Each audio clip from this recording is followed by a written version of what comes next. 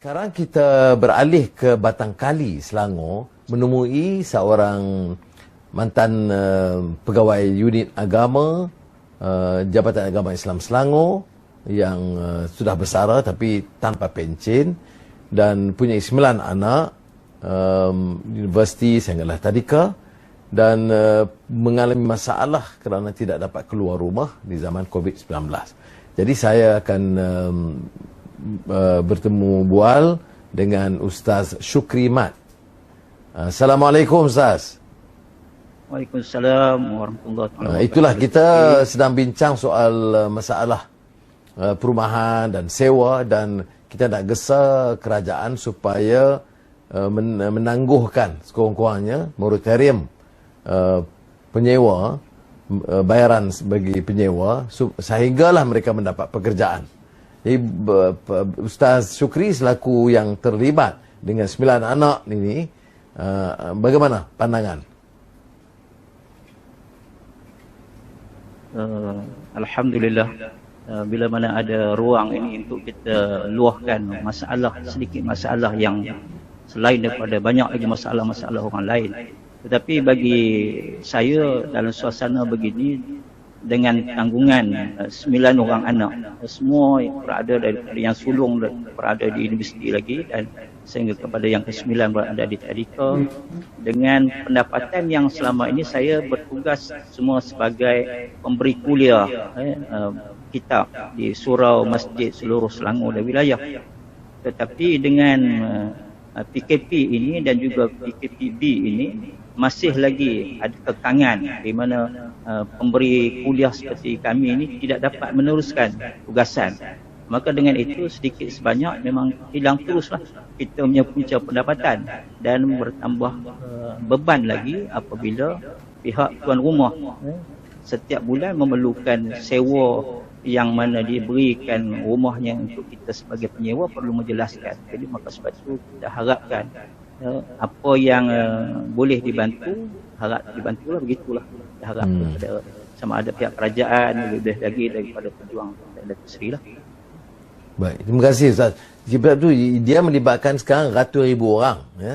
Dia bukan dia tak mau bayar, tapi dah hilang kerja atau hilang peluang nak cari kerjaan, macam Ustaz kata pendakwah bebas ke masjid-masjid dan surau ni. Jadi oleh itu kita mengusulkan supaya ada moratorium, penangguhan, ya, pembayaran sehingga orang tu dapat kerja. Itu boleh. Baik. Tapi kita juga kadang-kadang sewa rumah, dan orang itu pendapatan di situ aja. Ataupun dia sewa rumah, kita sewa rumah, dan rumah dia belum bayar lagi kepada bank. Sebab itu dalam peraturan ini kita kena ambil daripada peringkat bank kepada penyewa dan kepada tuan punya rumah dan penyewa. Jadi itu yang kita gesa sebab ini harus dilakukan. Kalau tidak, bukan Ustaz Syukri pilih untuk tak mau bayar. Selama ini pembayar tak pernah ada masalah. Cuma bila terhad peluang pekerjaan. Sebab itu kita minta kerajaan, dan sementara itu saya percaya Badan Sukarela dan kawan-kawan yang prihatin akan cuba ringankan beban Ustaz, insya-Allah. Tetapi jangka pendek ini kerajaan patut mengambil alih tugas ini kerana dia melibatkan tak mampu kita cari dana untuk bantu ratus ribu orang, melainkan dia satu tanggungjawab kerajaan.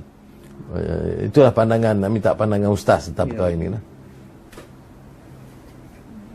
Ya, saya sebagai penyewa, kita merasa bertanggungjawab untuk menjelaskan sewa yang diminta, kerana kita pun bertumpang di rumah dia walaupun kita ni sebagai penumpang yang berbayar. Tapi sekiranya mana kita tidak menjelaskan sewa, maka kemungkinan besar kita disuruh keluar dan sebagainya. Dan kita juga mengambil kira walaupun kita berada dalam kesukaran, tekanan sebagainya, dan kita pun mengambil kira kemungkinan besar tuan punya rumah pun dia pendapatannya adalah daripada penyewaan rumah dia. Maka mau tak mau dalam susah macam mana, biar kita tak makan tapi sewa didahulukan. Betul. Berapa bulan dah Ustaz tak bayar ni? Ya. Ustaz tak bayar berapa bulan dah? Setakat ni memang saya bayar terus menerus. Walaupun kita biar tak makan tapi kita bayar. Oh. Jadi maknanya bayaran itu menyebabkan belanja anak-anak makan minum tu dah menyebabkan jadi urusan-urusan lain.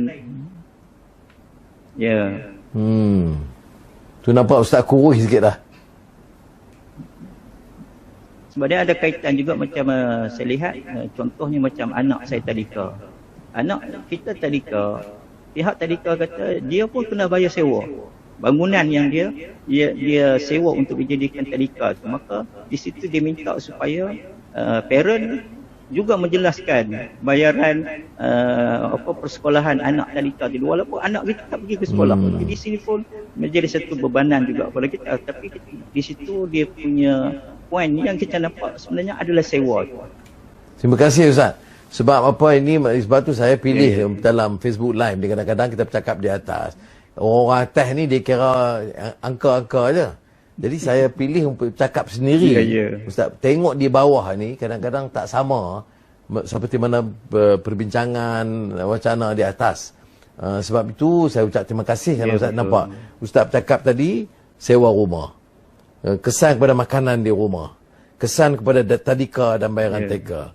Dan juga tuan punya rumah. Jadi semua ini menyebabkan kita harus ada penyelesaian yang lebih komprehensif. Saya ucap terima kasih lah Ustaz sebab membantu. Sementara itu saya bagi jaminan insya-Allah di Batang Kali ni, Ustaz di Batang Kali, tak mana ni Batang Kali Ustaz? Saya di Liga Mas. Oh, Liga Mas. Baik. Kita dicari ikhtiar lah untuk bantu sedikit insya-Allah dalam masa singkat ini. Terima kasih sekali Ustaz. Assalamualaikum warahmatullahi wabarakatuh. Waalaikumsalam warahmatullahi wabarakatuh. Saudara-saudari, saya ucap terima kasih kerana melayani perbincangan ini.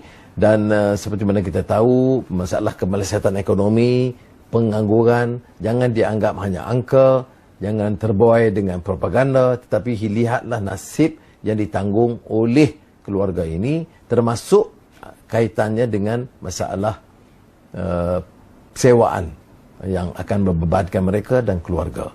Yang kedua, kita belajarlah daripada pengalaman, kekejaman dan kegagalan sistem di Amerika Syarikat itu dalam menangani masalah rakyat mereka, terutama yang berwarna, yang relatif lebih miskin daripada golongan kulit putih. Sehingga kita bertemu lagi, saya ucapkan terima kasih. Wassalamualaikum warahmatullahi wabarakatuh.